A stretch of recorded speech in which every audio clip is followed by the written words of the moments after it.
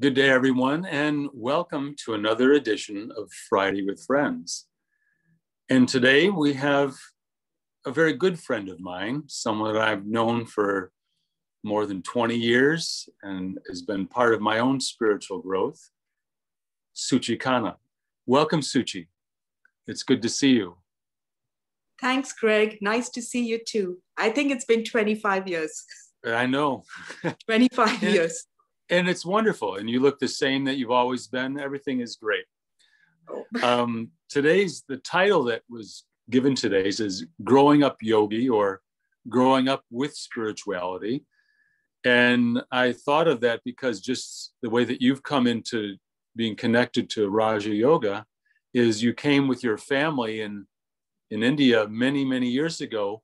And so I'd like to start right there is like, can you give us a little introduction, because it's very different for Westerners that where you just come into this like on some adventure or travel to the mountains and all that thing, but here it was in your own home, so a completely different setting and environment.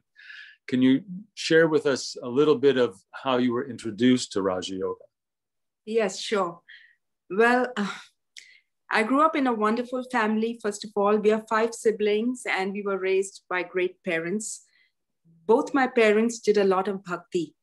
They were always searching for God and they were always searching for peace and happiness, especially my mom. So growing up, we went to temples, we went to pilgrimage places, and we did everything from the time I was a child, as far as I remember.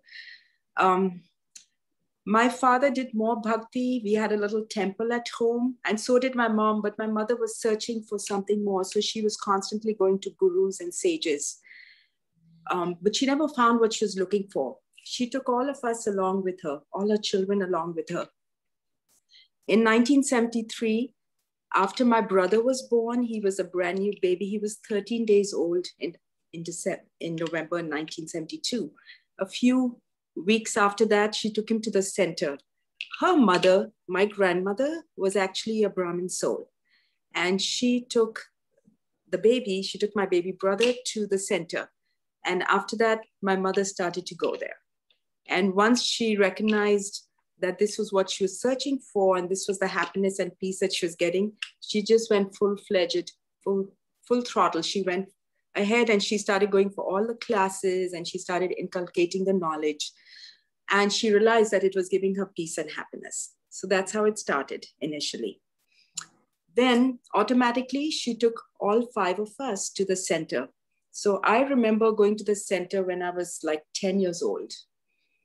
I was 9.5, 10, and I started going to the center in Calcutta. That's where we grew up. And at the same time, we were studying in a boarding school close to Delhi in a place called Mussoorie. So there were always a couple of children in Mussoorie and the rest of us lived in Calcutta at home. So whenever my father or her came to pick us up from Mussoorie or drop us off, they would bring us automatically to the centers. Especially my mother, she would bring us to Mount Abu and she would bring us to the Delhi centers. So we had a lot of exposure in terms of meeting the Brahmins and meeting the Dadis and everyone. And that's how it initially started. Yeah. Now, did all the children just accept what their parents say naturally? We accepted it. All of us just accepted it. We were just like automatically drawn to it. There was no thinking, normally we go with our parents everywhere. So my father was always busy at his work. He was a businessman. And when he was home, we went to the temples with him. We went to so many pilgrimage spots. Every time we went on a family vacation, there were a couple of pilgrimage spots that we had to visit at the same time. So we were trying to lead a balanced life, going to the center and going to the temples. And both the places, we were inculcating different things.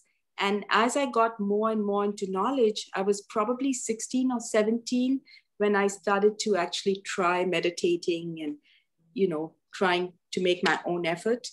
That's when I realized that I liked what Raj Yoga is teaching me. I liked the strength and the peace and the happiness that I was getting from Raj Yoga.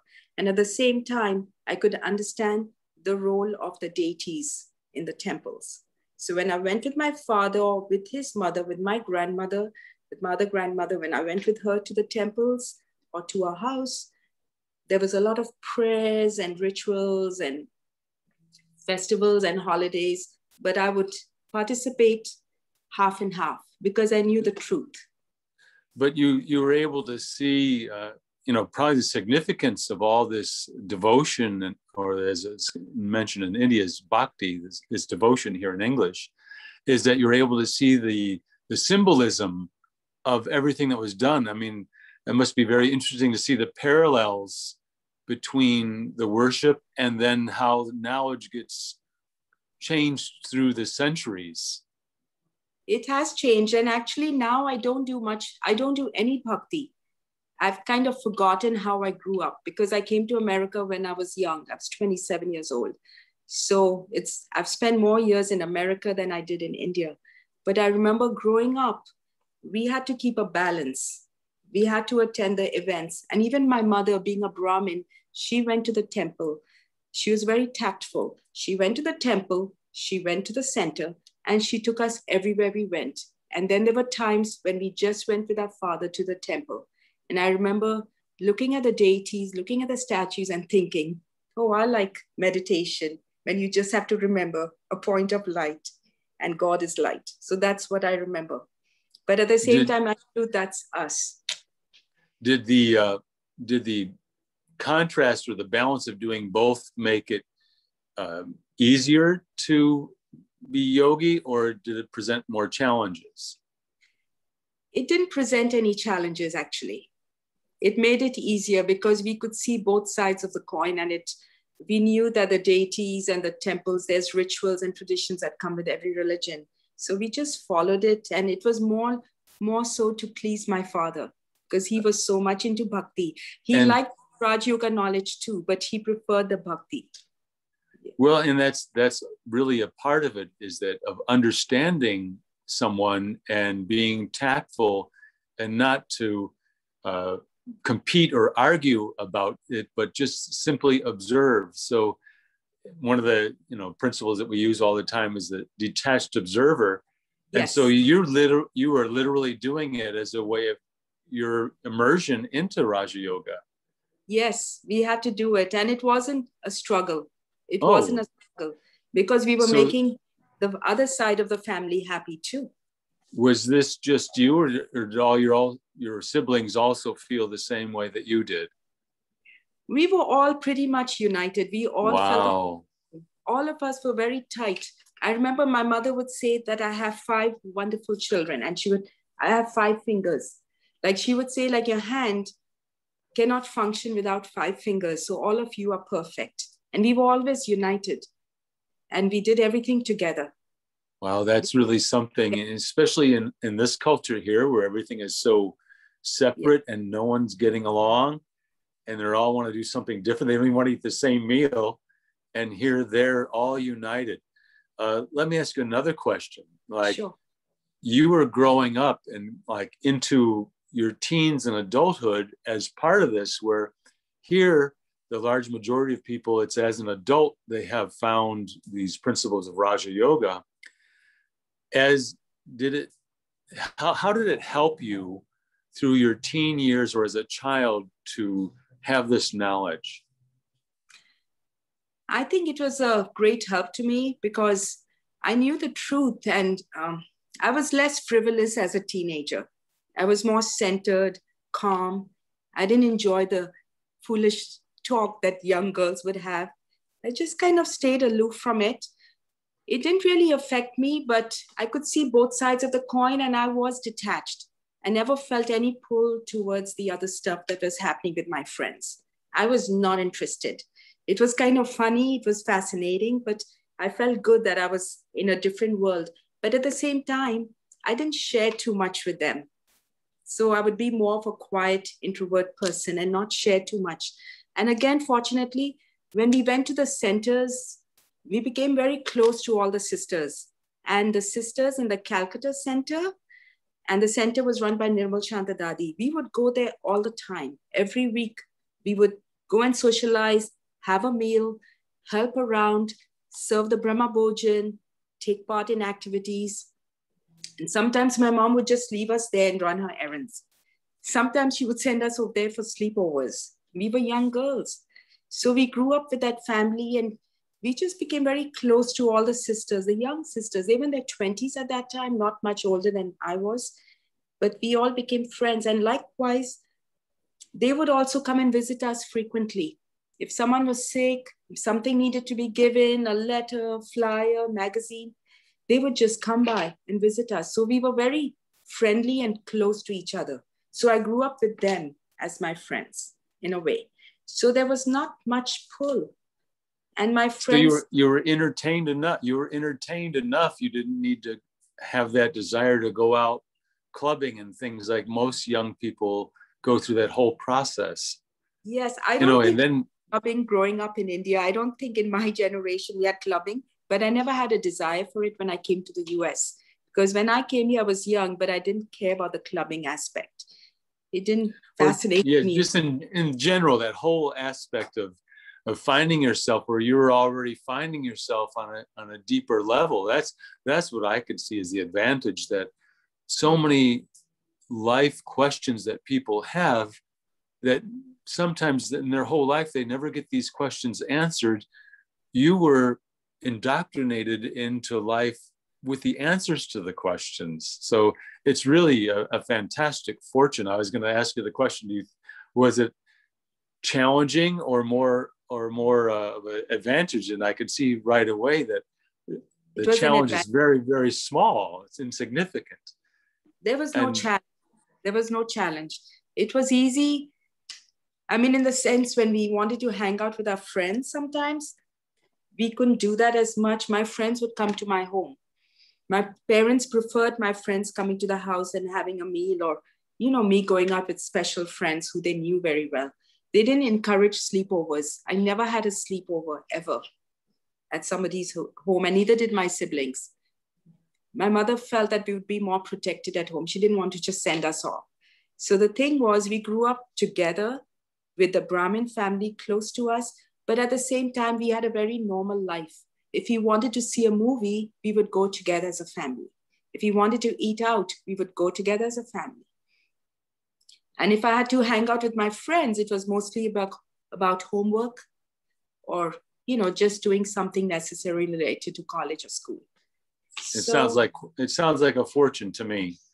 And, it was a fortune. And to have the teacher at your center, Didi Nirmal Shanta, these people that from the West, we go to Madhaban once a year to maybe see these people. And this is part of your daily life. It's a completely different environment and a completely different experience. And you get to see what these people are like up close, and the character.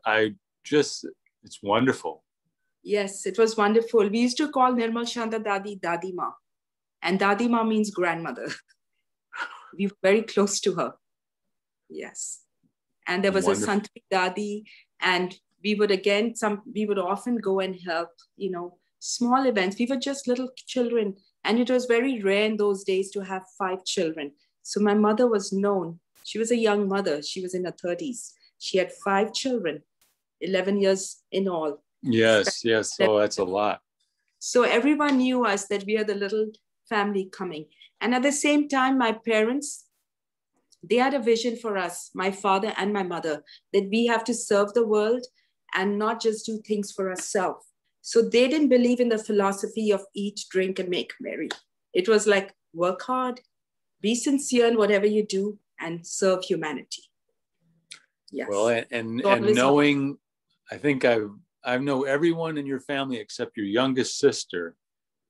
And I could say that that's true. Everyone has that same kind of a purity and a sincerity of wanting to be good, the desire to be good. And so this is what would you say to young people today that have so many questions and growing up about how it helped you and advise them on how to meet the growing up process? I know it's really hard for people growing up, especially in the West, but I would tell them to be their own best friend, like get to understand themselves more, go into silence. Because when you're in silence, you get all your answers, especially when you're out in nature and you're silent by yourself, things hit you, but you just have to want it. And, that's what I would tell them. Be your own best friend, accept yourself, and know that you're special and unique.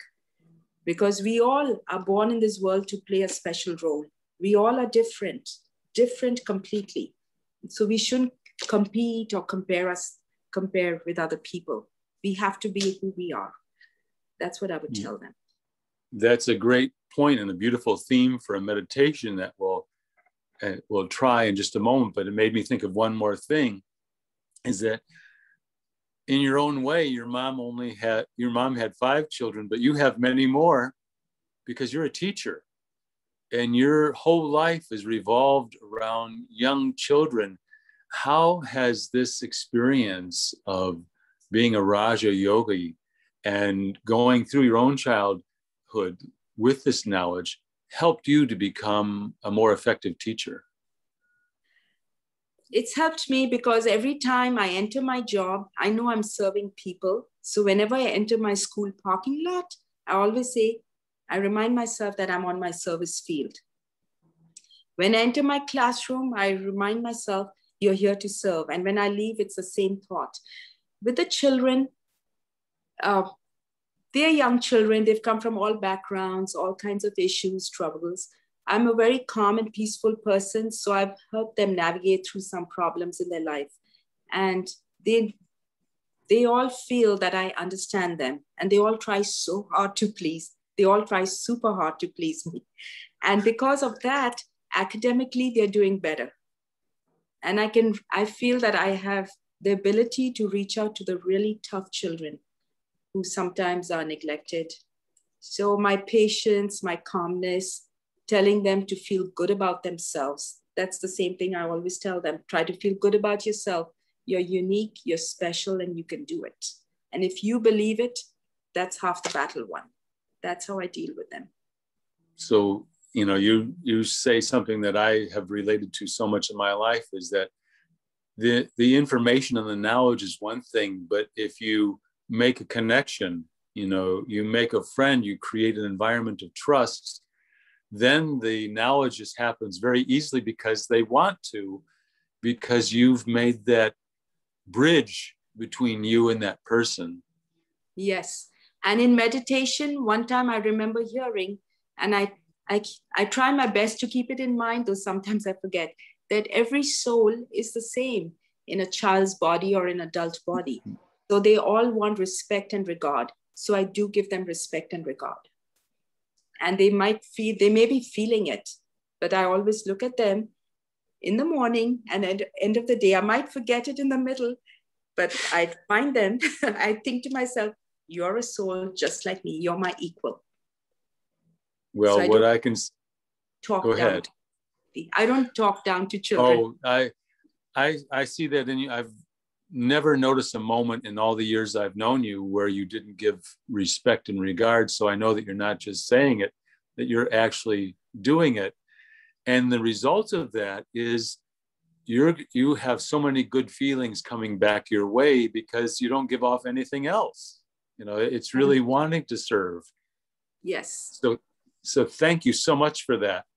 Of course, thank you. We're probably about out of time. So why don't we try a little meditation? I'll maybe provide a commentary, and you could just, look into the camera and give that same respect and regard just through your vision. You could be your own Daddy Shuchi Ma, because well, for your students, that's what you are. You are that position of someone of regard, and they don't want to do anything that might displease you. And I think this is really the key to being a successful teacher, because I'm also a teacher, is that I recognize is what really works best is when they want to please you and they want to succeed, so as not to displease you in any way whatsoever. So it's actually a wonderful thing to do. And it's just simply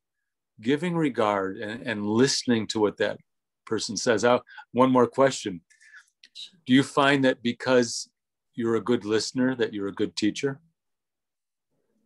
Do I think, say that again, please, Greg. Because you're a good listener, you're a good teacher. To listen, you give respect and regard by listening. And since you're doing that, does that make you a more effective teacher? I'm sure it does. I never thought about that, but I'm sure it does. See, you're so humble. That's I led you into that. It's exactly how I see you.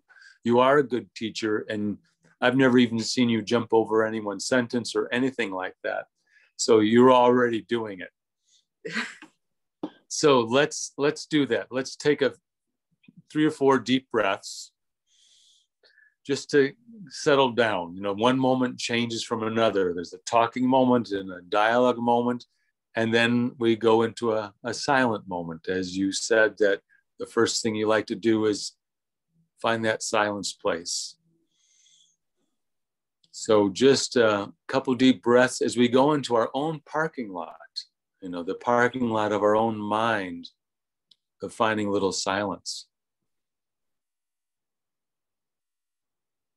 Yes, I want to be on the service field. I do have the desire to be the friend of all and be benefit. But I recognize, as was mentioned earlier, that the first friend I have to make is my own. I have to become my own best friend. So take a couple breaths and just think about that thought, to become my own best friend. What does a best friend do? Best friend listens without judging. Can I just do that for myself? Just to observe myself? The silent observation is listening. And I see myself. I see my strength. I see my courage. I see my willingness to make others happy. And I also see some of the things that keep me from expressing that more fully. But because I am my own best friend, I'm not criticizing. And maybe this is what it means to be one's own best friend, is to never have the eye of criticism, but just the eye of support. And thereby, I also become my own teacher by listening, by caring, by giving a little support when necessary, and directing myself. Maybe a little discipline is necessary. Other times, a little free time is necessary. A little entertainment. I find entertainment in seeing my own internal qualities.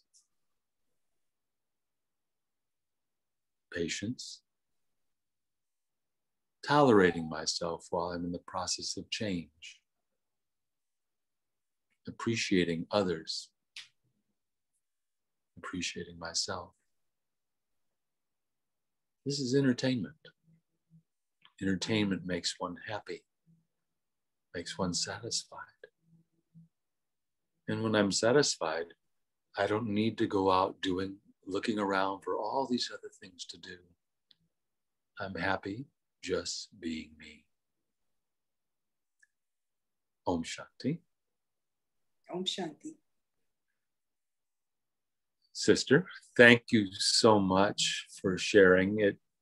It just opens my eyes up to seeing a whole different world, and this family is so broad, and we all come different ways. And that's another thing. You don't have to be a carbon copy to be a Raj Yogi. You can come from any background. Here we are, completely 40 years ago, we're in completely different backgrounds, and here we are today, yes, chatting on Zoom together. It's a wonder. and it's very entertaining. It is. Thank you. I feel blessed also. Thank you very much. Thank you very much for doing this. I know that you're so humble. You don't like to put your face out there, but I appreciate you very much doing it. I've wanted to bring you on here for a couple months now. So thank you again. Thank you all. Om Shanti. Namaste.